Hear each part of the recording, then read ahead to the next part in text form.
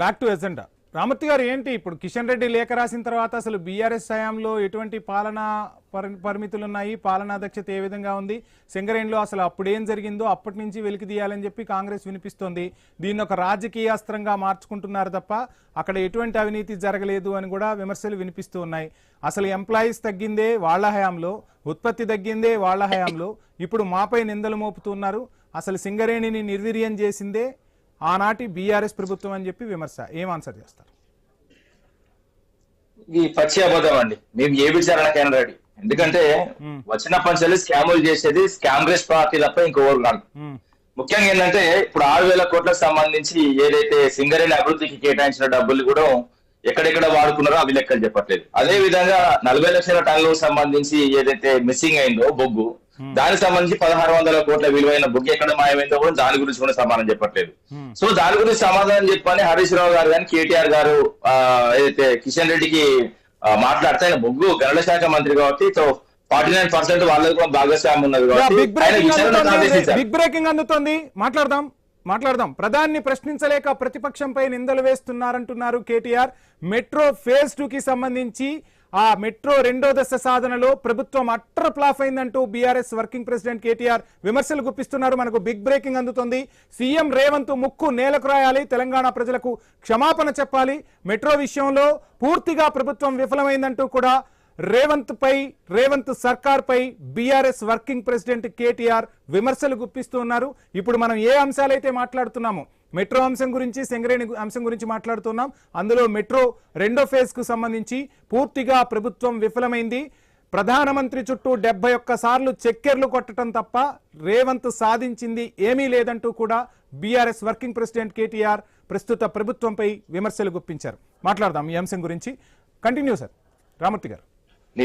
నేనేమంటున్నా, first phase లో దాదాపు 22,148 కోట్లు పెట్టి మేము కంప్లీట్ చేయడం జరిగింది. సరే 28% కాంగ్రెస్ ప్రభుత్వంలో కంప్లీట్ అయిన దాన్ని మొత్తంగా 72% మా బీఆర్ఎస్ ప్రభుత్వం వచ్చిన తర్వాత మెట్రో క్లియర్ చేయడం జరిగింది. అదే విధంగా బొగ్గు విషయంలో కూడా మాట్లాడుకుంటే, ఎందుకంటే బొగ్గు రికార్డ్స్ కూడా మాయం చేసి అదే విధంగా ఒక సిట్టింగ్ జడ్జితోనా లేకపోతే కేంద్ర ప్రభుత్వ సంస్థతోనైనా దీని మీద విచారణ చేయమంటే, ఇప్పుడు కేంద్ర బొగ్గు గనుల శాఖ మంత్రి స్వయాన ఆయనే ఉండి ఆయనే ఒక దొంగతనం చేసిన రేవంత్ రెడ్డి వారి టీం కి అసలు వాస్తవంగా చెప్పాలంటే లెటర్ రాయడం ఏంటండి?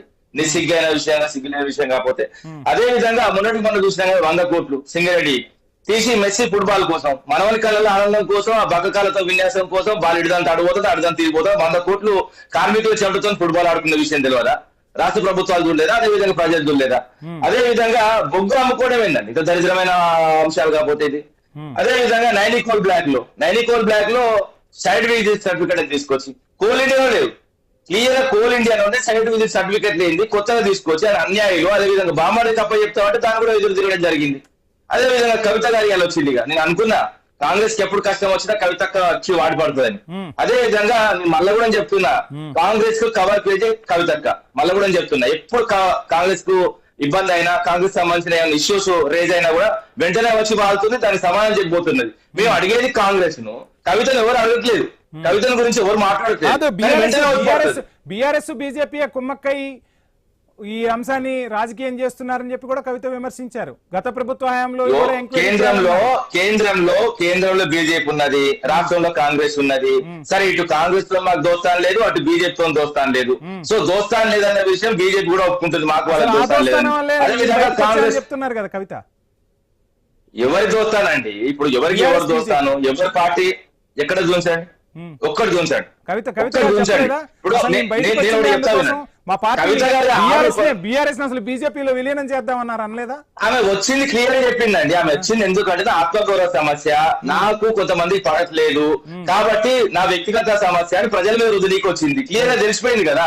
ఆమెకు పార్టీ న్యాయమే చేసింది, ఆమెని ఎంపీ చేసింది, ఎమ్మెల్సీని చేసింది. అదే విధంగా ఆత్మగౌరవం దెబ్బతిన్నది, ఆత్మగౌరవ సమస్య అని ప్రజల మీద రుజువుకి ప్రయత్నం చేస్తున్నది. అదే విధంగా కొంతమంది కోపం ఉన్న వ్యక్తుల మీద, ఇప్పుడు నీకు నాకు, నా మీద నీకు, నీ మీద నాకు కోపం ఉంటుంది, మనం ఒకరి మీద ఒకరు విమర్శలు చేసుకోమా? ఆ విధమైన విమర్శలు తప్ప ఆమె వ్యక్తిగతంగా మాట్లాడుతున్నది. కొంతమంది వ్యక్తులను, మా పార్టీలో ఉన్న పెద్దలను కూడా ఏకవచనంతో మాట్లాడుతున్నది, ఏమేమో పేర్లు పెడుతున్నది. మాకు కూడా పెట్టొచ్చు కదా, ఒక మహిళ అన్న ఉద్దేశంతో ఇప్పటి వరకు ఊరుకుంటున్నాం అంతే తప్ప. కానీ వ్యక్తిగతమైన సమస్యలు రుద్దడానికి ప్రయత్నం చేయొద్దు. ముఖ్యంగా ఏంటంటే సరే ఇప్పుడు సరే మళ్ళా కవితాంశం పక్కన పెడదాం, కవితాంశం పక్కన పెడదాం. మీరు చెప్తున్నట్టుగా నేను మళ్ళీ కూడా చెప్తున్నా, రామూర్తి గారు ఒకటే నిమిషం. దమ్మున్న బీజేపీ పార్టీ అయితే, దమ్మున్న కాంగ్రెస్ పార్టీ అయితే ఇక్కడ మళ్ళీ కూడా చెప్తున్నాం, మీరు ఏ విచారణకైనా సిద్ధం. అదే విధంగా మెట్రో విషయం, మెట్రో క్లియర్ గా ఫస్ట్ ప్లేస్ క్లియర్ మీన్ చేసినామని అన్ని రాష్ట్ర వ్యాప్తంగా అందరికి తెలుసు, ప్రతి పౌరునికి తెలుసు. అదే విధంగా మెట్రో కూడా ఉడకలేసిన విషయం కూడా అందరికి తెలుసు. అదే విధంగా ఇప్పుడు కేసీఆర్ అసలు మెట్రోనే వద్దన్నారు, మెట్రో ఎట్లా వస్తుందో చూస్తా అన్న విమర్శలు కూడా వినిపిస్తాయిగా ఇప్పటికీ. మెట్రో కంప్లీట్ చేసింది ఎవరండి?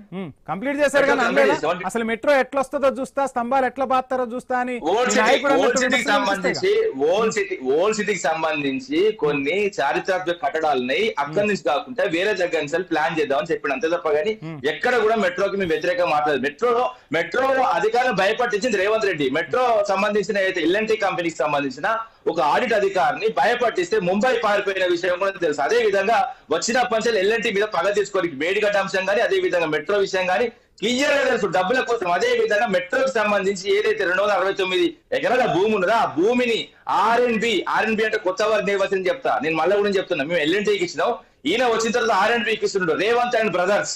మళ్ళీ కూడా చెప్తున్నా, రేవంత్ అండ్ బ్రదర్స్ సంబంధించి ఏదైతే ఈ దోపిడికి ఆర్ఎన్బి అంటే చాలా కీలకమైన శాఖ, ఆర్ఎన్బి అంటే చాలా కీలకమైన శాఖ, ఆ శాఖ పేరు మార్చారా?